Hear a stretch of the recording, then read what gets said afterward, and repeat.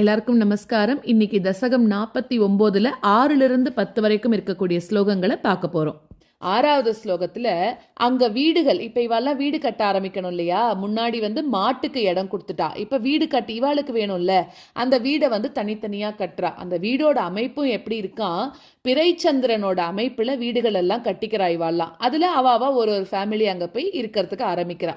அப்போ இவாலாம் இப்படி இருக்கும்போது உனக்கு போர் அடிக்கிறதான் வீட்டுக்குள்ள இருந்து. நீ என்ன பண்ற, அங்க இருக்கக்கூடிய உன்னோட ஃப்ரெண்ட்ஸோட பால கோபர்களோட கூட்டத்தோட கலந்துண்டு பிருந்தாவனத்தை அழக போய் நம்ம ரசிச்சுட்டு வரலாம் அப்படின்னு 4 பக்கத்துலயும் சுத்தி பார்த்து நீ ரசிக்க தொடங்குற. அந்த காட்டுக்குள்ளெல்லாம் போற, எல்லா இடத்துலயும் போய் இந்த ஊர் எப்படி இருக்கு அப்படிங்கறத பார்த்துட்டு வரலான்னு உன் ஃப்ரெண்ட்ஸோட நீ போற. அது 6வது ஸ்லோகம்.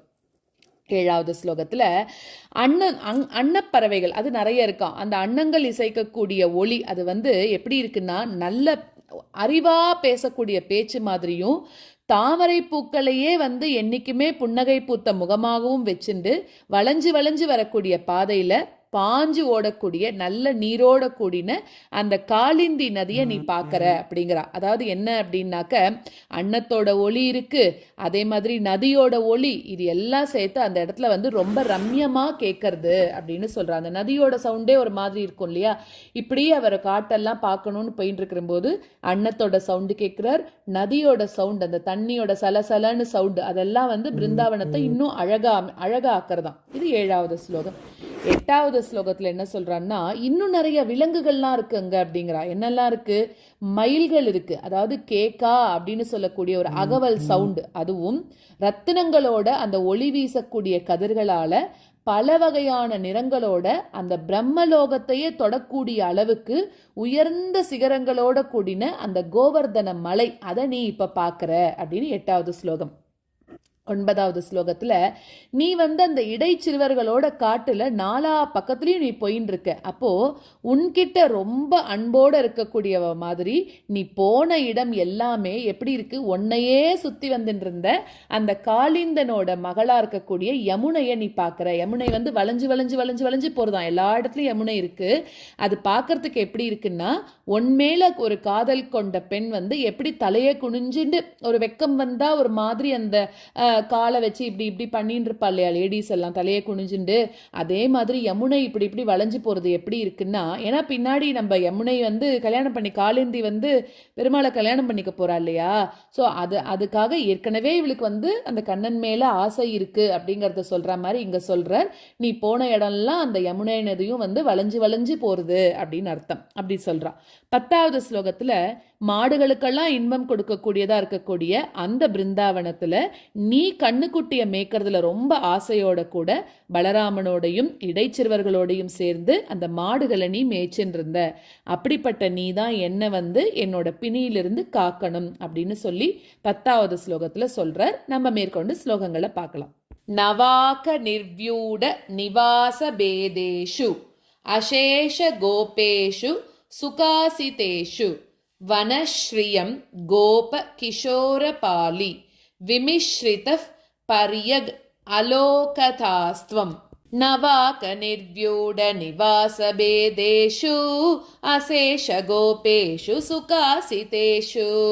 நவாக நிர்வியூட நிவாச பேதேஷு அசேஷ கோபேஷு சுகாசிதேஷு வனஸ்ரீயம் கோப கிஷோரபாலி விமிஸ்ரிதஃப் பரியகலோகதாஸ்த்வம். வனஸ்ரீயம் கோப கிஷோரபாலி விமிஸ்ரிதஃப் பரியகலோகதாஸ்த்வம்.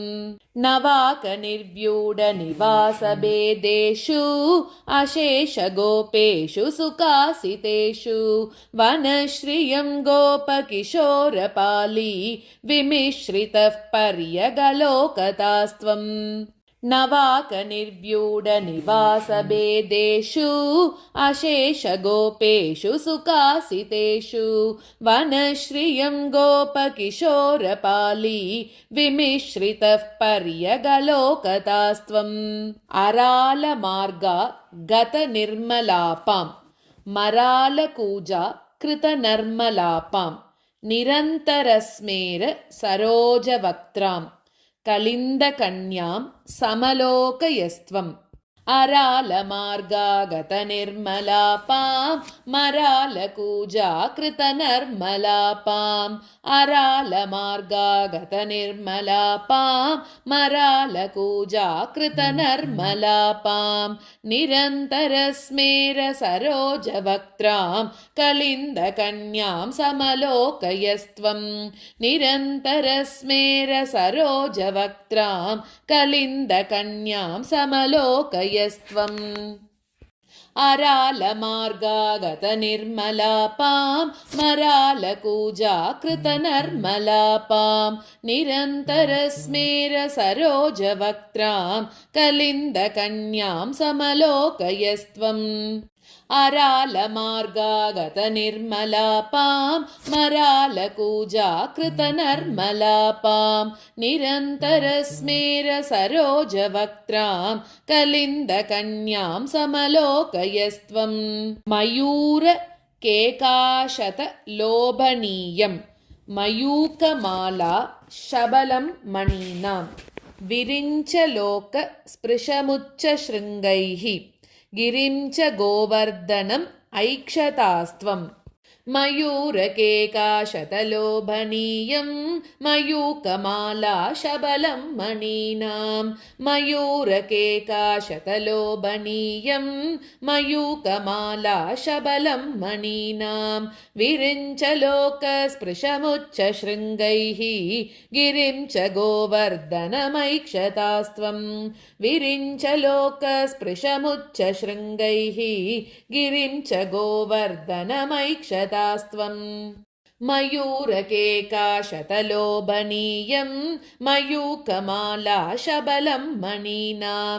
विरिञ्चलोकस्पृशमुच्चशृङ्गैः गिरिं च गोवर्धनमैक्षतास्त्वम् मयूरकेकाशतलोभनीयं मयूकमाला शबलं मणीनां विरिञ्चलोकस्पृशमुच्चशृङ्गैः गिरिं च गोवर्धनमैक्षतास्त्वम् समं ततो गोपकुमारकैस्त्वं समं ततो यत्र वनान्तमागाः ततस्ततस्तां कुटिलाम पश्यः कलिन्दजां राघवतीमिवैकाम् समं ततो गोपकुमारकैस्त्वं समं ततो यत्र वनान्तमागाः समं ततो गोपकुमारकैस्त्वं समं ततो यत्र वनान्तमागाः ततस्ततस्तां कुटिलामपश्यः कलिन्दजां राघवतीमिवैकां ततस्ततस्तां कुटिलामपश्यः कलिन्दजां राघवतीमिवैकाम् समं ततो गोपकुमारकैस्त्वं समं ततो यत्र वनान्तमागाः ततस्ततस्तां कुटिलामपश्यः कलिन्दजां राघवतीमिवैकाम्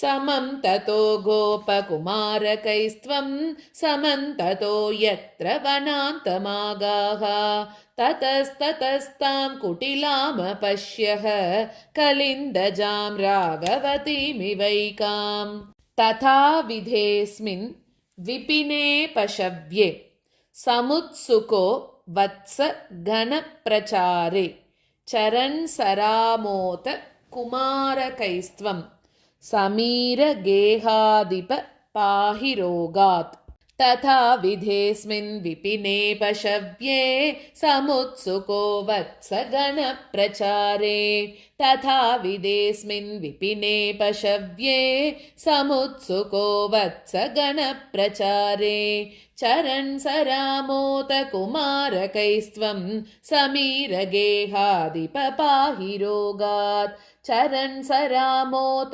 कुमारकैस्त्वं समीरगेहाधिप पाहि रोगात् तथा विधेऽस्मिन् विपिने पशव्ये समुत्सुको वत्स गणप्रचारे चरन् सरामोत कुमारकैस्त्वं समीरगेहाधिप पाहि रोगात् तथा विधेऽस्मिन् विपिने पशव्ये समुत्सुको वत्सगणप्रचारे चरन् स रामोत कुमारकैस्त्वं समीरगेहादिपपाहि रोगात्।